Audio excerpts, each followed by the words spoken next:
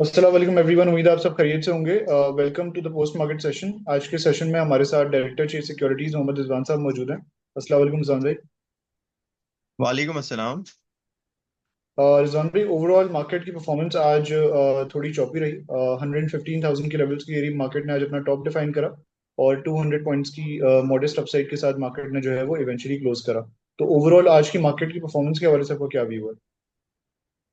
शजील भाई, मार्केट के अंदर जो है इस तरह की अगर हम देखें तो तीन चार करेक्शन मार्केट ले चुकी है। अगर आप 97,000 पे जब खबर आई थी इमरान खान के प्रोटेस्ट के हवाले से, तो मार्केट ने इंटरडे 3-4 हज़ार पॉइंट की करेक्शन ली थी। फिर मार्केट वहां से चली और मार्केट ने फिर बीच में एक दो और छोटी मोटी ब्लिप्स सॉर्ट ऑफ करेक्शन ली थी। मुझे लगता है ये भी लिक्विडिटी फ्लो के बाद एक नए हाई पे करेक्शन हमेशा हमने देखा है।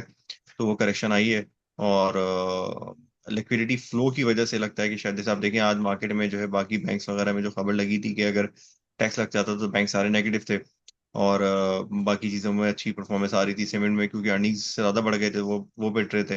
तो जो सेक्टर आई गेस जिसमें कोई खबर है या जिसमें कोई डेवलपमेंट हो रही है वो आप देखें लाइमलाइट में होता है। ऑटोज आप देखें लाइमलाइट में थे आज।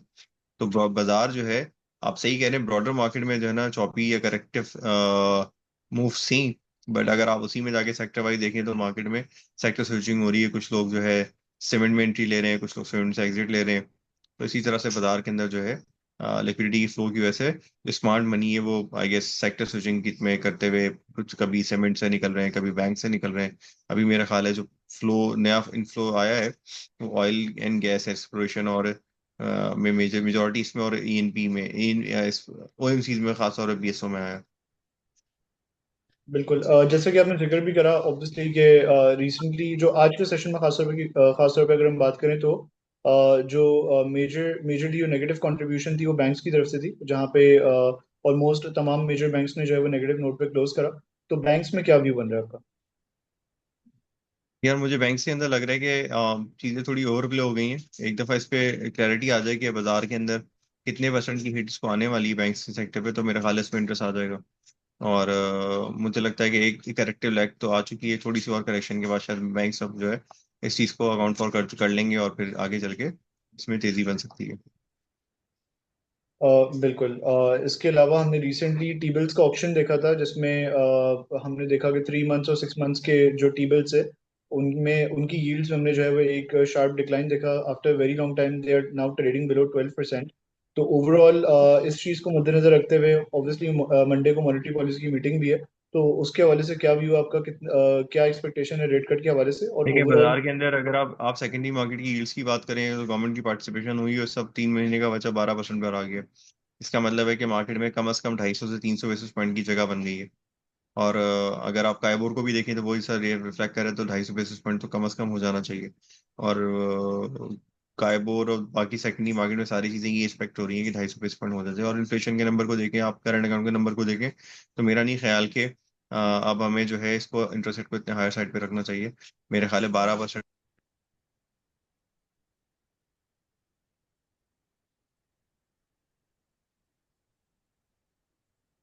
बिल्कुल। इसके अलावा हम ये देख रहे हैं कि जो इंटरेस्ट है वो mainly oil and gas sector में आपने जिक्र भी करा आ रहा है। आज हमने देखा कि पीएसओ एक टाइम पे कैप हो गया था, ओजी पीपीएल में जो है वो इंटरेस्ट कंटिन्यू है।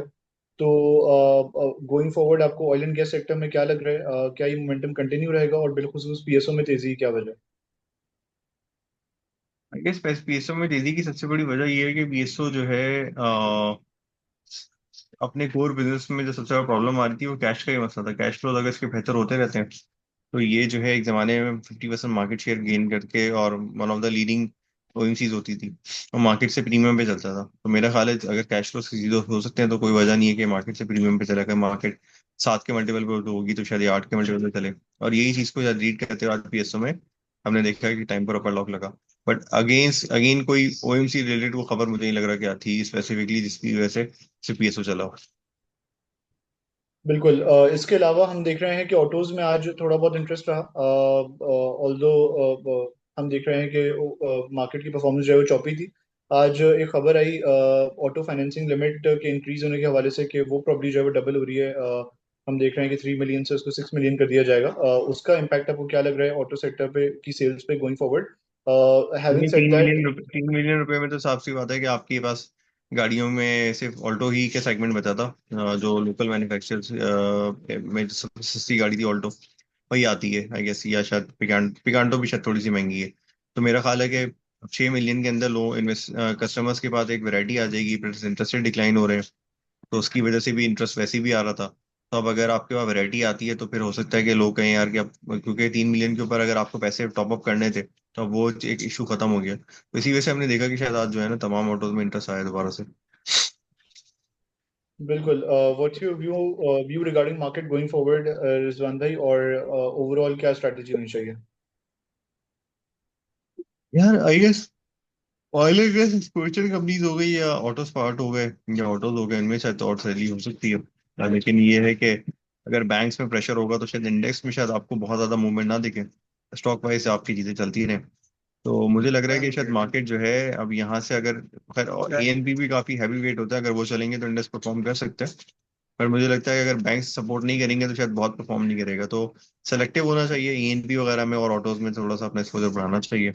और बट ये जरूर है कि मार्केट जो है ना नॉन स्टॉप करे बगैर करेक्शन के मेजर करेक्शन की चली है।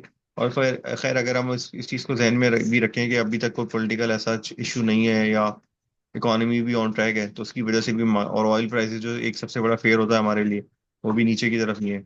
और आगे सुनने में आ रहा है कि डीजल की प्राइस भी घटाने की बात हो रही है, तो उसको देख के लग तो रहा है कि शायद ये मोमेंटम कंटिन्यू रहे और इसी तरह सेक्टर स्विचिंग होती रहे और पैसे बनते रहे। बिल्कुल। Thank you so much Rizwan भाई फॉर पार्टिसिपेटिंग टुडेज सेशन। अल्लाह हाफिज।